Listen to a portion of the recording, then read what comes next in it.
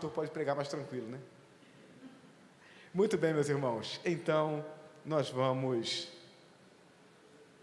fazer a leitura bíblica em Romanos capítulo 11, carta de Paulo aos Romanos, capítulo de número 11,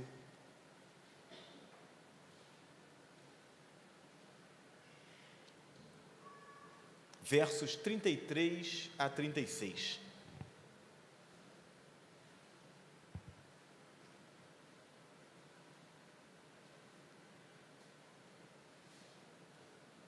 É um cântico, né? Uma declaração poética da glória de Deus. O texto diz: ó profundidade da riqueza da sabedoria e do conhecimento de Deus! Quão insondáveis são os seus juízos e quão inescrutáveis os seus caminhos! Quem conheceu a mente do Senhor? Ou quem foi o seu conselheiro? Quem primeiro lhe deu para que ele o recompense? Pois dele e por ele e para ele são todas as coisas. A ele seja a glória para sempre. Amém. Que Deus abençoe a leitura da sua palavra. Amém? Glorifique a Deus com a sua vida. Esse é o tema que eu quero desenvolver com os irmãos nessa manhã. Glorifique a Deus com a sua vida. Pensando nesse tema, eu quero chamar a atenção dos irmãos para o fato de que isso nunca acontecerá na proporção que Deus espera, sem que isso custe a mim e a você um grande esforço. Nós não conseguiremos glorificar a Deus com a nossa vida na proporção que Deus espera de nós, se nós não estivermos dispostos a fazer um grande esforço. Não é fazer um esforço qualquer nós sempre fazemos, né? Sair de casa hoje para vir até a igreja é um esforço, é um trabalho, é um despender de energia, um investir energia e tempo para estarmos aqui.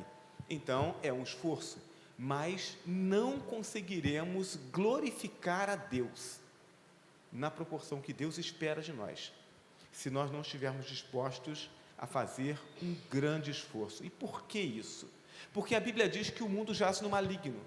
Ou seja, todo o sistema que nos rodeia, tudo o que acontece ao nosso redor, acontece no sentido de nos desviar daquilo que Deus espera de nós.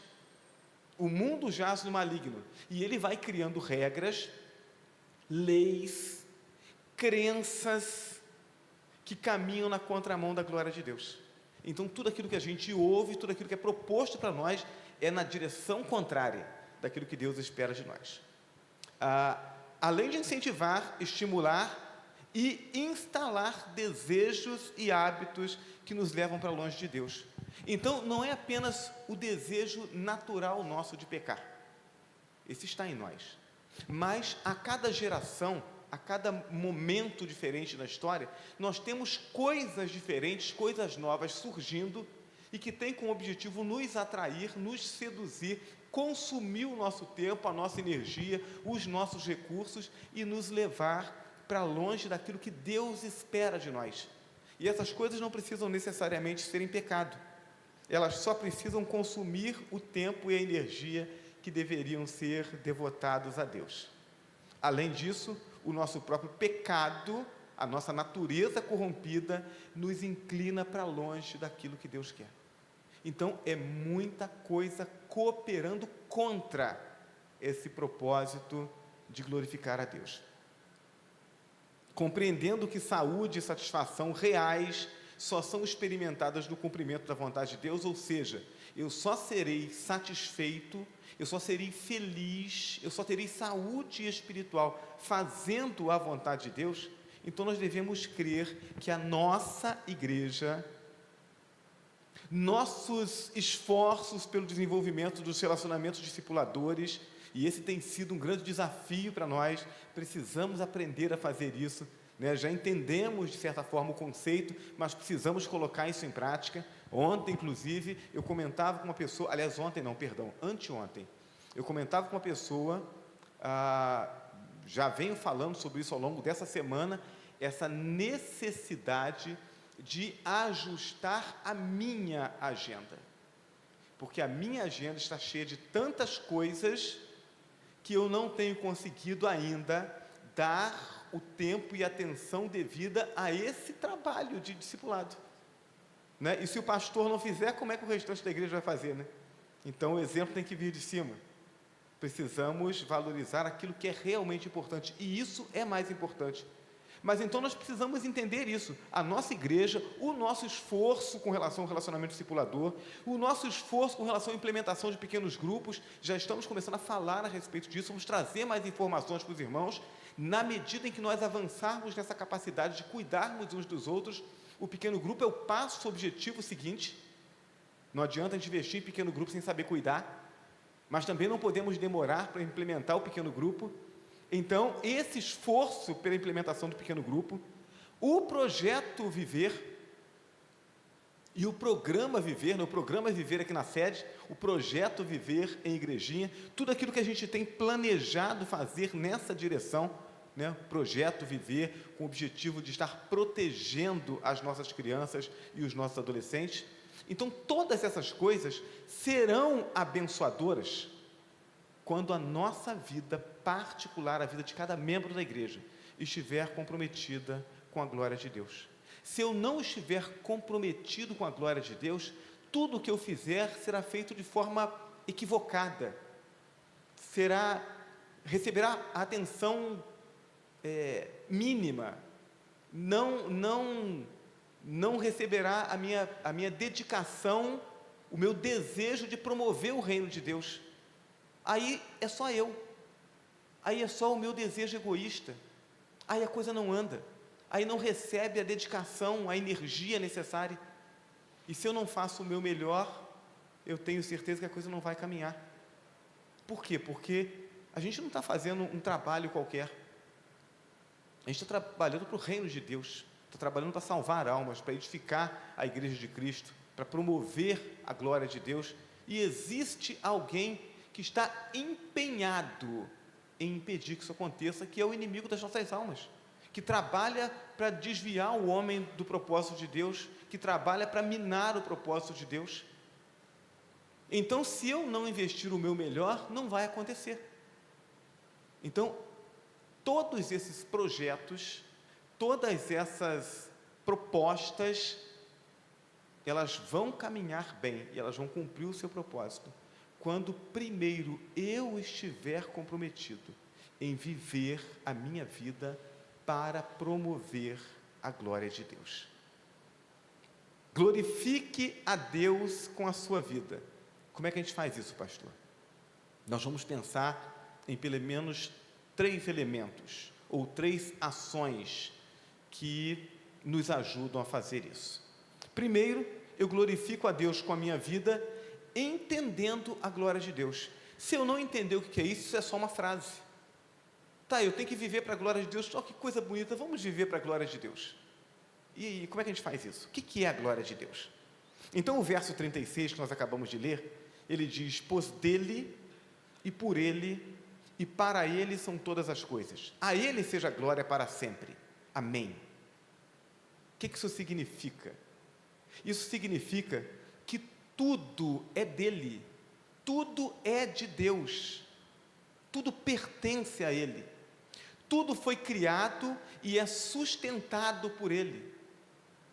Todas as coisas que existem porque a mão eterna e poderosa de Deus está sustentando. E tudo existe para ele, para atender aos propósitos dele e para glorificar o nome dele. É isso que esse versículo significa. O objetivo da criação é demonstrar a glória de Deus. O Deus eterno, infinito, invisível, ele chama as coisas à existência para, através daquilo que é visível, ele revelar a sua glória. É isso que acontece, é isso que a criação se propõe a fazer. E eu e você somos parte da criação. Então, para que o nome de Deus fosse glorificado, para que a glória de Deus se manifestasse, o Filho de Deus criou todas as coisas.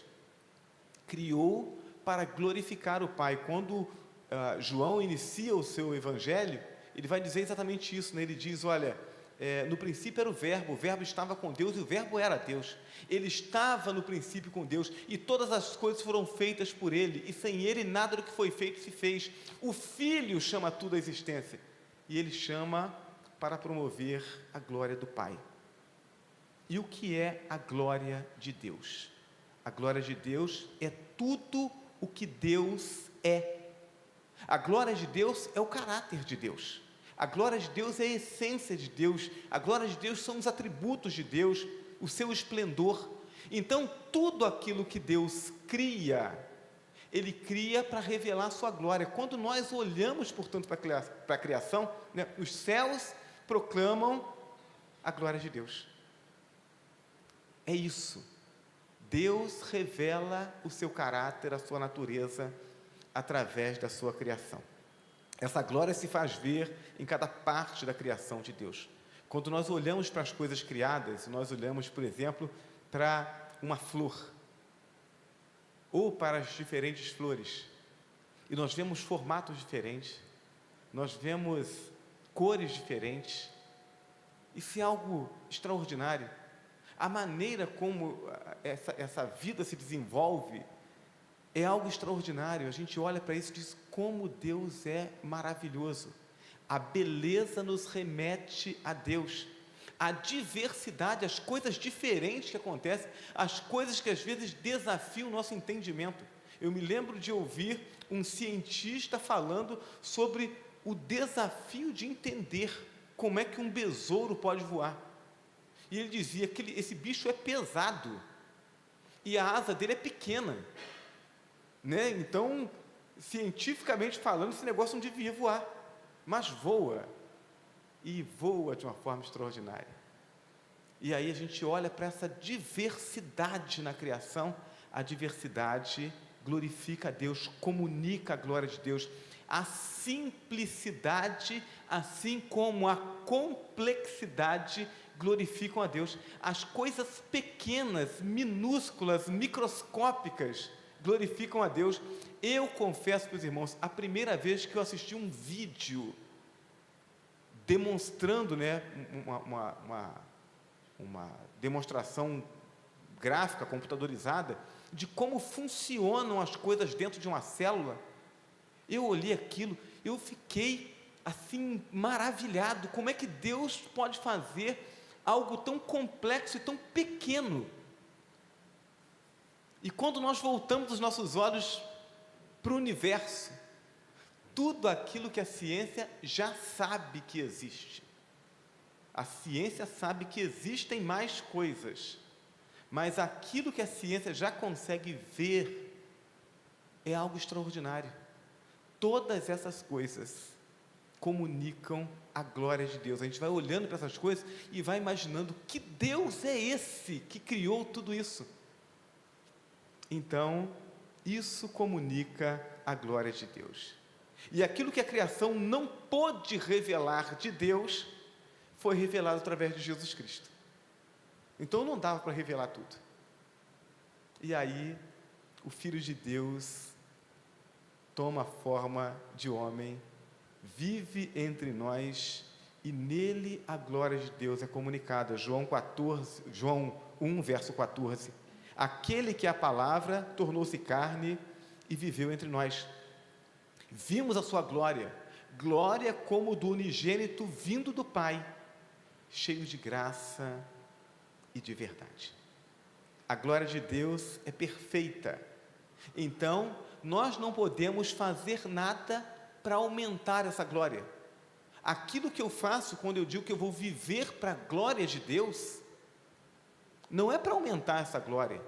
Não tem como aumentar a glória de Deus. E também não tem como fazer nada para diminuí-la.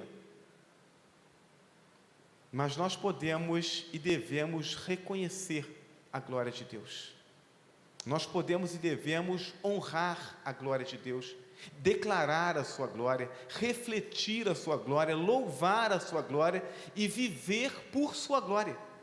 Em todo o universo, meus irmãos, há apenas duas criações de Deus que falharam no sentido de viver e de promover a glória de Deus, de glorificá-lo. São os anjos caídos, os demônios, e os homens, criados para promover a glória de Deus e que desviaram-se do caminho.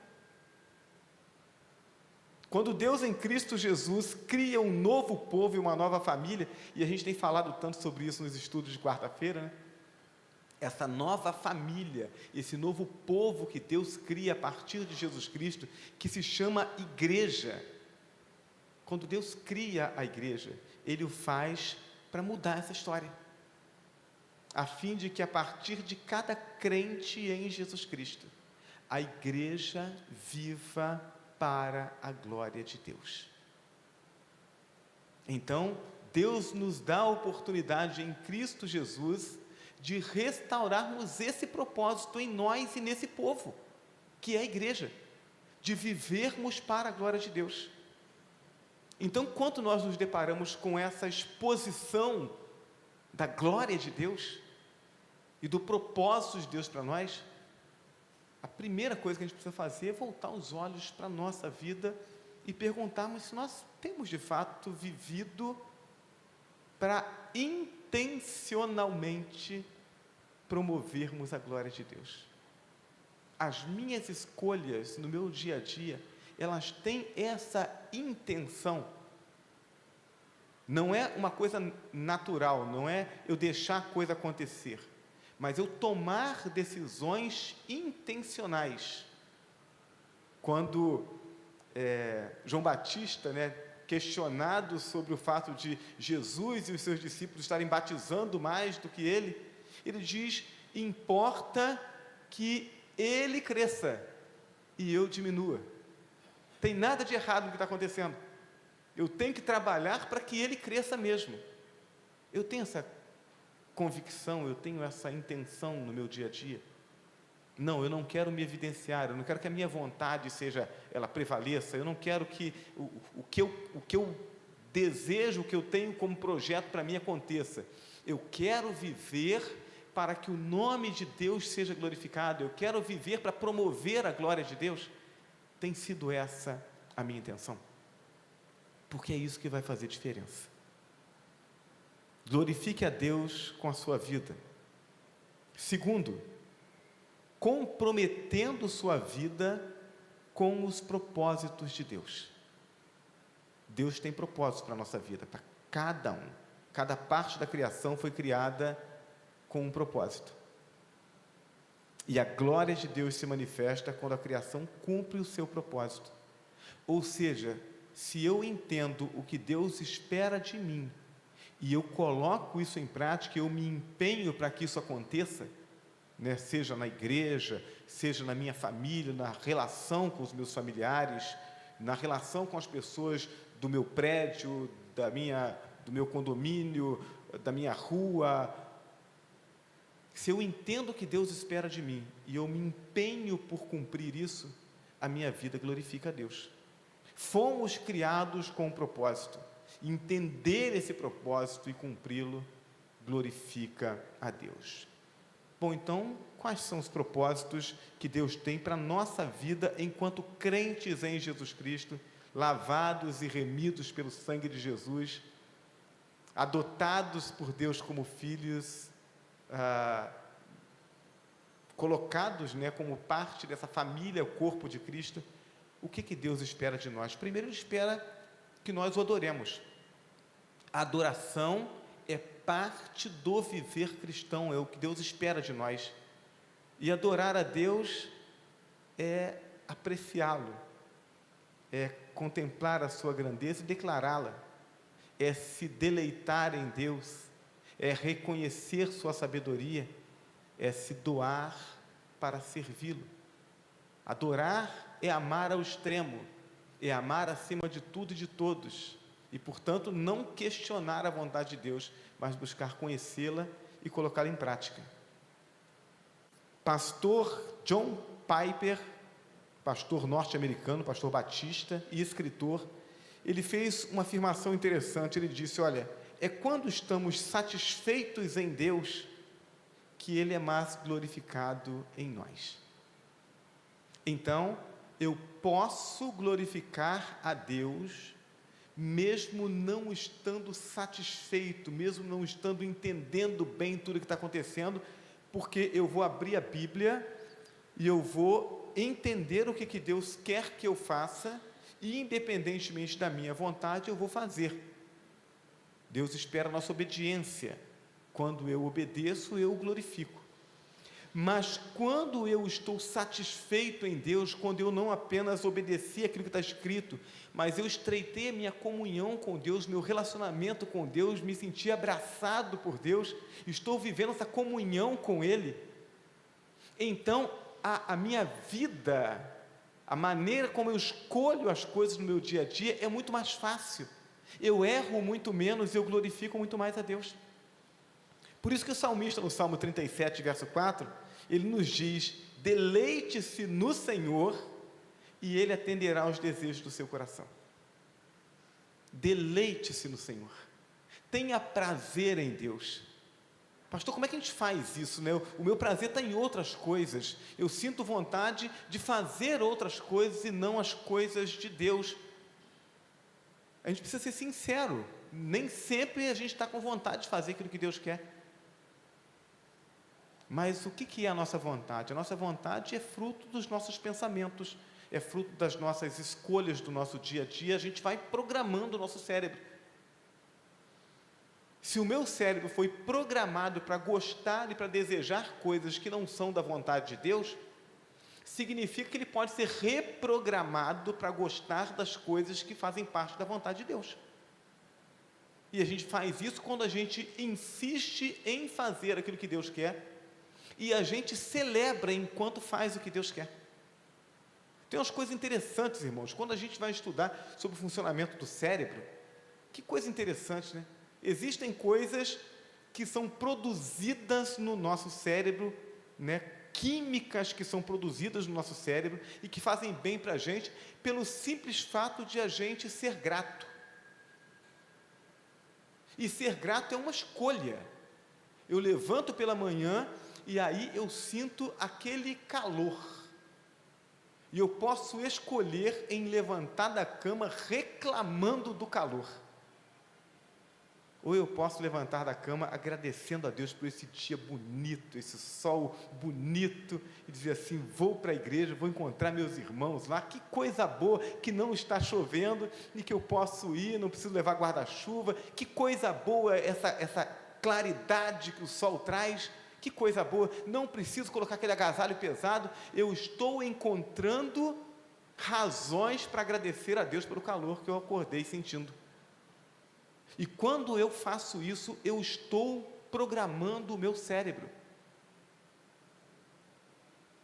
Então a gente precisa entender como é que Deus nos criou, porque Ele nos aconselha a viver assim. E isso vai nos fazer bem. E a gente vai começar a glorificar a Deus com prazer, porque a gente está aprendendo a se deleitar em Deus. Preciso adorá-lo, e adorar é isso. Adorar é colocar as coisas de Deus em evidência e celebrá-lo por isso. Agora, Deus espera que eu faça mais. Além de adorá-lo, eu preciso dedicar amor aos meus irmãos. Deus espera isso de mim, porque Ele nos criou como igreja, e Ele quer que esse povo chamado igreja, corpo de Cristo, funcione para a glória dEle. Para que a igreja cumpra o propósito de Deus, eu e você precisamos fazer da igreja o que Deus quer que ela seja. E isso é racional, isso não é emocional. Eu preciso olhar para a igreja, eu preciso entender que a igreja precisa funcionar de um jeito em que as pessoas estejam cuidando umas das outras, em que nós tenhamos menos problemas e tenhamos mais soluções, e eu preciso trabalhar para isso. Quando a gente trabalha com aconselhamento conjugal, uma das coisas que a gente diz é isso, relacionamento conjugal é como uma conta bancária. todo dia você tem que fazer movimento nessa conta. Né? Quando o esposo deixa o chinelo ou o sapato no lugar errado e a esposa quer cuidar da casa direitinho, ela olha aquele negócio no lugar errado, o esposo fez um saque na conta, né? Aborreceu. Mas quando ele faz elogios, quando ele organiza a coisa direitinho, quando ele ajuda, ele está fazendo um depósito. A gente tem que depositar mais do que sacar. Então é isso, não é só com relacionamento conjugal que isso acontece. Isso acontece também com a igreja. Eu preciso promover o relacionamento dos irmãos de modo que o saldo esteja sempre positivo. Isso significa que algumas coisas eu vou olhar e eu vou dizer assim, puxa, não deveria ser assim. Qual é a minha escolha? Brigo com o irmão ou abraço o irmão? Eu abraço o irmão. Eu abraço o irmão porque quanto mais afeto tiver entre nós, mais esse irmão vai ter cuidado em não fazer as coisas que me prejudicam, ou que prejudicam o relacionamento da igreja. A gente precisa investir nesse negócio. João 13, verso 34 e 35, Jesus diz, um novo mandamento lhes dou, amem-se uns aos outros, como eu os amei, vocês devem amar-se uns aos outros. Com isso todos saberão que vocês são meus discípulos, se vocês se amarem uns aos outros. Antes de eu querer evangelizar, e preciso evangelizar, antes de eu evangelizar, eu preciso investir aqui dentro, para que aqueles que eu trouxer de lá de fora, cá para dentro, cheguem aqui e digam, olha, não é que era mesmo aquilo que você falou? Igreja é um lugar bom mesmo? Não é? Porque senão eu prego uma coisa lá, quando ele chega aqui ele encontra outra. Precisamos investir no cuidado uns dos outros. 1 João 3,14, sabemos que já passamos da morte para a vida, porque amamos nossos irmãos. Essa é a evidência. Eu disse que eu aceitei Jesus como Salvador, tem muita gente enganada por aí, irmãos. A igreja está cheia de gente que pensa que está no reino e não está, está só na igreja, está só no espaço, está só na organização, não está no organismo. Eu estou amando meus irmãos? Estou amando a ponto de priorizar a vontade deles à minha, priorizar o bem-estar deles ao meu? Eu preciso checar isso, porque a igreja não tem, eu gostaria que tivesse, a gente não tem um aparelho de raio-x espiritual, para poder passar os irmãos ali, né, fazer um raio-x e ver se Jesus está sentado lá no trono do coração ou não. A gente não tem. Então é você com Deus para avaliar isso. Você precisa colocar diante de Deus e perguntar, Senhor, estou no caminho mesmo? Qual é a terceira coisa que Deus espera de nós, que é propósito dele para a nossa vida? O discipulado. E aí nós temos falado muito sobre evangelização discipuladora, sobre relacionamento discipulador, mas eu preciso entender qual é o propósito do discipulado. O discipulado tem como propósito fazer com que cada crente cresça espiritualmente, molde o seu caráter, de modo a se parecer cada vez mais com Cristo. Esse é o propósito. Significa, portanto, que quando eu me comprometo com o discipulado, eu não estou me comprometendo apenas em ajudar o outro a crescer, eu estou me comprometendo em eu mesmo crescer, em investir no meu crescimento, em me tornar melhor a cada dia. Crescer em Cristo crer em Cristo proporcionou o novo nascimento, mas Deus quer ver o nosso crescimento a fim de sermos como Cristo, pensarmos como Cristo, sentirmos como Cristo e agirmos como Cristo. Efésios capítulo 4, versos 12 e 13, o apóstolo Paulo falando sobre esse funcionamento da igreja, ele diz, olha, com o fim, ele está falando sobre os dons espirituais que Deus concede à igreja, e particularmente os dons que lidam com a palavra. Ele diz, Deus deu uns como apóstolos, outros como profetas, outros como evangelistas, outros como pastores e outros como mestres, e ele diz, com o fim de preparar os santos para a obra do ministério, para que o corpo de Cristo seja edificado, até que todos alcancemos a unidade da fé e do conhecimento do Filho de Deus, e cheguemos à maturidade, atingindo a medida da plenitude de Cristo. Então, se eu olho para mim, e eu percebo que eu ainda não alcancei a plenitude de Cristo, isso significa que eu preciso continuar crescendo. E se eu olho para mim e constato que eu já alcancei a plenitude de Cristo, eu preciso que alguém me ajude, porque eu estou enxergando mal. Tem gente que acredita que não precisa crescer mais. Tem gente que acredita que não precisa aprender mais. De vez em quando a gente ouve uns casos assim, até de pastores, né? Não, olha, precisa fazer um aperfeiçoamento, precisa fazer uma capacitação. Não, não precisa. Eu já sei tudo. Tem alguma coisa errada.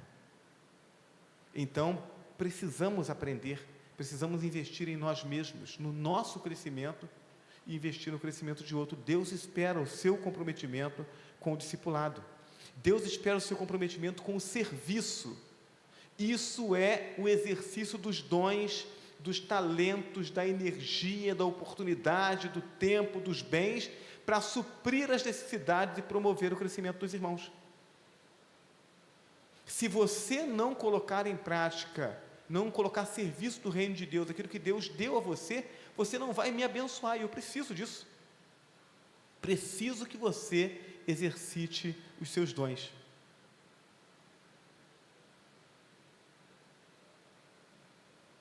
Pastor João, com todo carinho, enquanto estávamos aqui preparando para iniciar o culto, colocou essa água aqui, já me abençoou. Nem sempre eu preciso da água aqui na pregação, hoje precisei.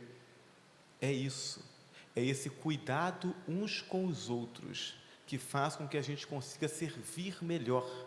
Esse serviço, ele precisa ser um compromisso meu.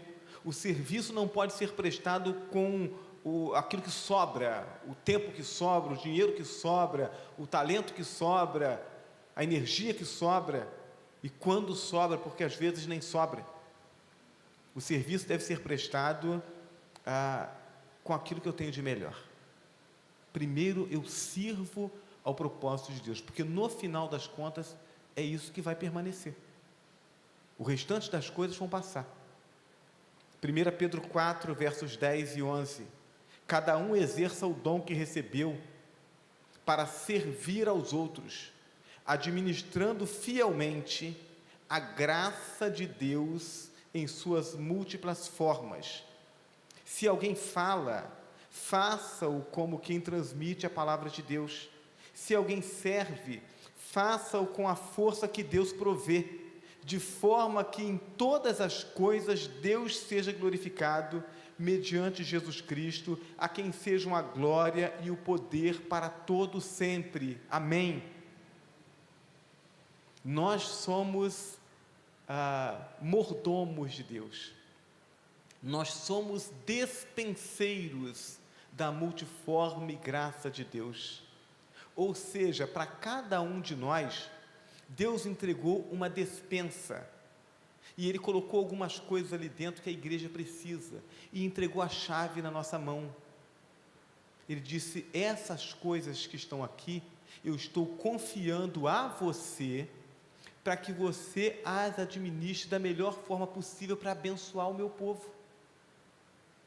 Então, irmãos, eu não tenho dúvidas de que, tendo tantas despensas, com tantas coisas diferentes dentro, eu não tenho dúvida de que tudo aquilo que nós precisamos para o nosso crescimento, para o nosso fortalecimento, para a nossa edificação, para a nossa motivação, para que consigamos realizar tudo aquilo que Deus espera de nós, está aqui. Agora, se eu pegar a chave da minha despensa, trancar a despensa, guardar a chave e cruzar os braços, aquilo que Deus quer que seja distribuído para a igreja através da minha despensa, vai ficar faltando. Então Deus espera que você sirva, e Deus confiou algumas coisas para você. Não é para você vir para a igreja no domingo, sentar, ouvir o pastor, cantar junto com o grupo de louvor e voltar para casa. É para que você encontre o seu lugar de serviço, onde aquilo que Deus confiou a você pode ser usado para a glória de Deus, para fortalecer a igreja. É isso que Deus espera de nós. E por fim, Deus tem como propósito para a nossa vida que nós evangelizemos. Evangelismo faz parte do propósito de Deus. Se a minha vida, depois de conhecer a Cristo, passou a glorificar a Deus, eu passei a falar sobre Deus, eu passei a fazer escolhas que são de acordo com a vontade de Deus, eu passei a fortalecer a igreja com aquilo que Deus me deu. Então, se a minha vida transformada por Cristo, ela passou a promover a glória de Deus, ela glorificará ainda mais quando eu puder fazê-lo através de outras vidas. Quando eu ganho alguém para Cristo, tudo aquilo que aquela pessoa fizer para a glória de Deus, de certa forma, eu estou fazendo, a minha vida está promovendo a glória de Deus. Por quê? Porque foi através de mim que ela alcançou a salvação, foi através de mim que ela conheceu o Evangelho, foi com a minha ajuda que ela foi integrada na igreja. Eu tenho parte nisso. Então eu posso glorificar mais a Deus, quando eu ganho mais pessoas para Jesus, e então permito que elas conheçam e celebrem a Deus. Cada pessoa que eu puder levar para Cristo, eu estarei glorificando a Deus através dela. 2 Coríntios 4, verso 15, o texto diz, olha, tudo isso é para o bem de vocês, para que a graça que está alcançando um número cada vez maior de pessoas, faça que transborde as ações de graças para a glória de Deus. Quando eu trabalho e eu levo mais pessoas para Cristo, através do meu trabalho, através do meu esforço evangelístico, Deus é glorificado. E as ações de graça, elas são multiplicadas. Eu quero viver assim. Eu quero que a minha vida leve mais pessoas para Cristo, para que mais pessoas glorifiquem a Deus. Então, precisamos viver assim, precisamos nos comprometer com esse propósito, o propósito de vivermos para a glória de Deus. Em terceiro e último lugar, glorifique a Deus com a sua vida, pagando o preço de viver para Deus. Mateus 16, verso 24. Então Jesus disse aos seus discípulos, se alguém quiser acompanhar-me, não é obrigado, hein? Mas se alguém quiser acompanhar-me, negue-se a si mesmo, tome a sua cruz e siga-me. O Evangelho de Cristo nos alcança gratuitamente, mas ele é caro demais. Então Jesus não barateou o Evangelho. Eu fico me lembrando daquela situação em que Jesus está falando sobre a complexidade do Evangelho, né? De as pessoas trabalharem pelo pão espiritual, pelo pão que desce do céu, não pelo pão material, e aí as pessoas começam a ouvir aquela palavra de Jesus e dizem, olha, esse discurso é duro demais, a gente está querendo ouvir coisas gostosas, né? Eu quero ouvir aquela palavra que acaricia o meu coração, eu quero ouvir uma palavra de motivação, né? Não, mas Jesus vem e aperta, ele diz que o negócio é difícil, que eu tenho que me esforçar, que eu tenho que renunciar. Não, esse discurso é duro demais. E aí o texto diz que as pessoas vão saindo, vão deixando Jesus para lá. Aí Jesus vira para os 12 e diz assim, ó, o pessoal está indo embora, vocês não querem ir também não? Aí Pedro diz, Senhor, para quem iremos nós? Tu tens as palavras de vida eterna. É isso. Então, Jesus, ele não fica implorando para a gente seguir a ele, mas ele diz, olha, o que eu estou oferecendo é a restauração da comunhão com Deus. O que eu estou oferecendo é uma vida com propósito. O que eu estou oferecendo é a vida eterna. Se alguém quiser vir após mim, negue-se a si mesmo. Tem que fazer esforço. Para que a minha vida glorifique a Deus, eu preciso cumprir os seus propósitos. E para que eu cumpra os seus propósitos, eu preciso negar a mim mesmo. Então, como foi dito na introdução dessa reflexão, nossa vida não glorificará a Deus, a menos que estejamos dispostos a fazer um grande esforço. Se eu não estiver disposto a fazer um grande esforço, eu vou servir a mim, não a Deus. Eu até vou fazer a vontade de Deus quando ela estiver de acordo com a minha vontade. Pode ser que eu consiga enganar algumas pessoas, mas na hora que a vontade de Deus estiver diametralmente contrária à minha vontade, eu vou escolher a minha. Porque para escolher a vontade de Deus em situações difíceis, tem que fazer grande esforço. Só nos esforçamos por aquilo que julgamos importante. Pessoas estão elogiando ou criticando a igreja, sem entender o que é a igreja. Pessoas estão rejeitando ou abraçando a igreja. Pessoas estão ingressando na igreja. Pessoas estão permanecendo na igreja e pessoas estão deixando a igreja sem entender o que é a igreja e, portanto, sem glorificar a Deus. Pessoas chegam sem glorificar, permanecem sem glorificar, saem sem glorificar, porque não entenderam o que é a igreja. Nós fomos salvos para glorificar a Deus e para promover o crescimento do reino de Deus através da salvação de outros. Se você pode dedicar parte do seu tempo para evangelizar e discipular alguém, e você escolhe não fazer isso, você está pecando. Por quê? Porque dedicar esse tempo para evangelizar alguém é promover a glória de Deus. Se você escolhe fazer outra coisa, podendo escolher evangelizar, você escolhe não fazê-lo, você está pecando. Aquele que sabe o bem que deve fazer e não faz, diz Tiago, comete pecado. Então, a gente precisa entender esse mecanismo. Se eu fui criado para a glória de Deus, toda vez que eu tenho oportunidade de promover a glória de Deus e eu escolho não fazer, eu estou pecando. Deus vai me fulminar por causa disso. Não, Ele não vai me fulminar, Deus me ama. Mas eu deixo de cumprir o propósito dEle. E se eu deixo de cumprir o propósito dEle, eu deixo de viver a alegria de cumprir o propósito dEle.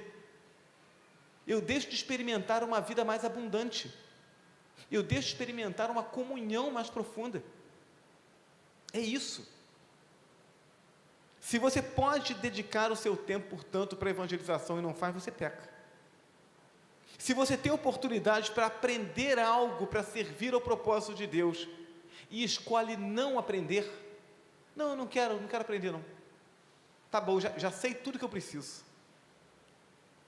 E você não se capacita para poder servir melhor, você está pecando. Se você tem oportunidade ou se você tem condições de estar presente no culto, o culto que celebra a Deus, alegrar o seu coração com os demais irmãos, se você escolhe não fazer isso, se você tem a oportunidade de estar no culto e assim atrair visitantes, e acolher os visitantes, e ajudá-los a se sentirem bem, a entenderem aquilo que está acontecendo aqui, desejarem pelo bom tratamento que você deu para ele, voltar no domingo seguinte, e portanto estarem expostos a esse momento de adoração e exposição da palavra para promover a salvação deles, e você podendo fazer tudo isso, você escolhe não vir ao culto, você escolhe ficar em casa, você está pecando. Então a gente precisa entender isso, não é radicalismo, irmãos, isso é olhar para a igreja e entender que a igreja tem um propósito. O propósito não é apenas reunir pessoas no domingo aqui, o propósito é promover o reino de Deus. Então não temos dúvida de que é mais fácil ficar em casa, né? Aquele dia que o sol está muito quente, ou o dia que está muito frio, que está chovendo, é mais cômodo ficar em casa quando alguém de casa faz corpo mole para vir, né? Então, quem tem filho sabe disso, né? Às vezes os filhos, não, hoje eu não quero ir, né?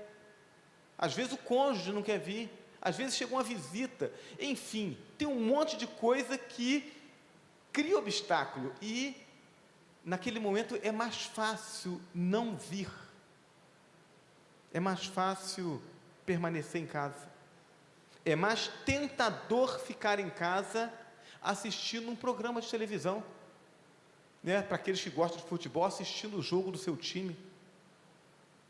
É mais fácil escolher ficar em casa. Mas a pergunta é: a maneira como nós estamos fazendo as nossas escolhas, ela está glorificando a Deus? Ou ela está glorificando a nós mesmos? Ou pior, está glorificando o diabo? Porque eu estou fazendo escolhas que promovem não o reino de Deus, mas que promovem as obras do diabo, que destroem, que se opõem à obra de Deus. Jesus diz assim: olha, aquele que comigo não ajunta, espalha. Já parou para pensar nisso? Então, quando eu me empenho para evangelizar alguém, eu estou promovendo o reino de Deus. Agora, quando eu posso evangelizar e eu escolho não evangelizar, eu não estou em cima do muro, não tem muro no céu. Eu estou escolhendo não promover o reino de Deus. Então eu não estou neutro. A gente não faz essas coisas porque odeia a Deus. A gente não faz essas coisas porque não se interessa pelo crescimento do reino de Deus. A gente faz essas coisas por indisciplina. A gente faz essas coisas por distração, por não compreender o que é de fato a igreja.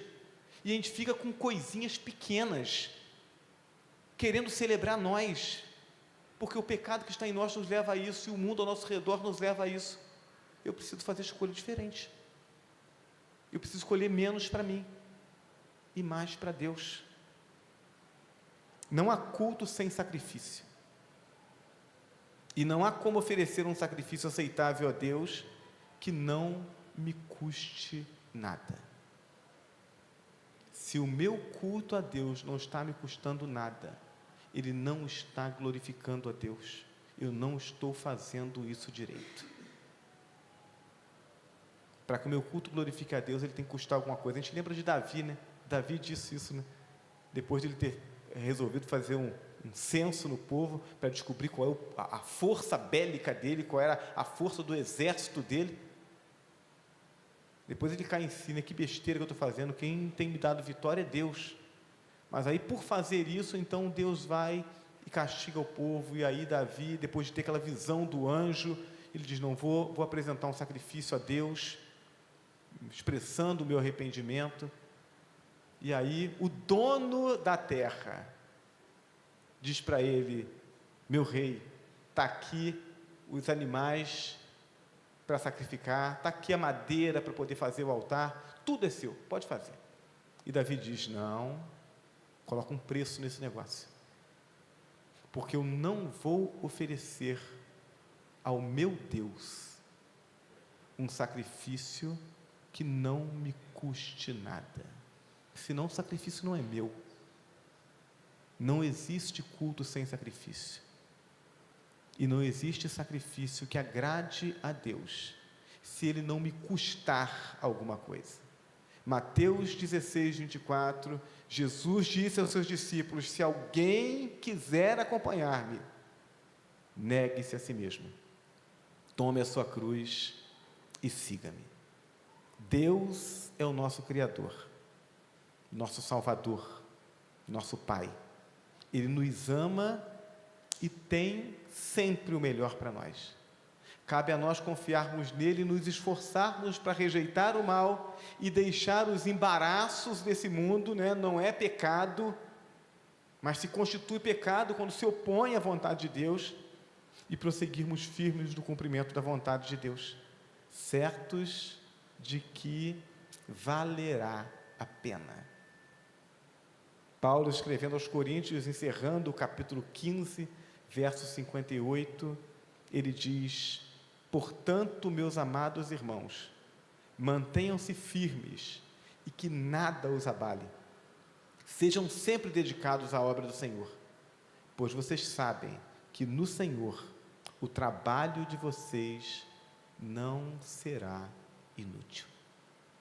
Tudo aquilo que nós fizermos, todo o esforço que fizermos, toda a renúncia que fizermos para promovermos a glória de Deus, produzirá frutos para a vida da igreja e para as nossas vidas. Então, que haja em nós esse desejo e essa disposição de vivermos a vida para a glória de Deus, de glorificarmos a Deus com a nossa vida, em nome de Jesus. Amém? Coloque-se de pé, vamos adorar o nosso Deus, orando ao Senhor e depois entoando mais um cântico. Feche seus olhos. Deus Todo-Poderoso que está nos céus, nós queremos agradecer ao Senhor por essa manhã que o Senhor nos concedeu, pela oportunidade de podermos ler e meditar na Tua Palavra e pela maneira tão clara, tão objetiva como o Teu Espírito nos fala através da Tua Palavra. Obrigado, Senhor Deus, porque nós não ficamos em dúvida, a Tua Palavra não deixa dúvidas quanto àquilo que o Senhor espera de nós. Te pedimos então em nome de Jesus, entendendo que o Teu Espírito habita em nós, que o Teu amor foi derramado em nós, que somos Teus e que na essência nós amamos o Senhor e amamos o reino do Senhor e amamos a salvação que nos alcançou e que deve alcançar a outros. Convictos disso, Senhor, nós te pedimos que nos ajude a transformar tudo isso que o Senhor tornou realidade no nosso coração e na nossa alma e no reino eterno do Senhor, que o Senhor nos ajude a transformar isso em hábitos, em atitudes, em escolhas no nosso dia a dia. Ajuda-nos, Senhor, a consagrarmos a nossa vida ao Senhor e permitirmos então que a nossa alegria cresça nos caminhos do Senhor, nas escolhas que alegram o Teu coração. Trabalhe isso em nós, ó Deus, para que a nossa vida individualmente celebre o Teu nome e que assim, a partir da nossa vida, que a Tua igreja seja a igreja que o Senhor idealizou, a igreja que o Senhor deseja que sejamos, para a glória do Teu nome. É a oração que nós fazemos em nome de Jesus. Amém? Vamos adorar o nosso Deus?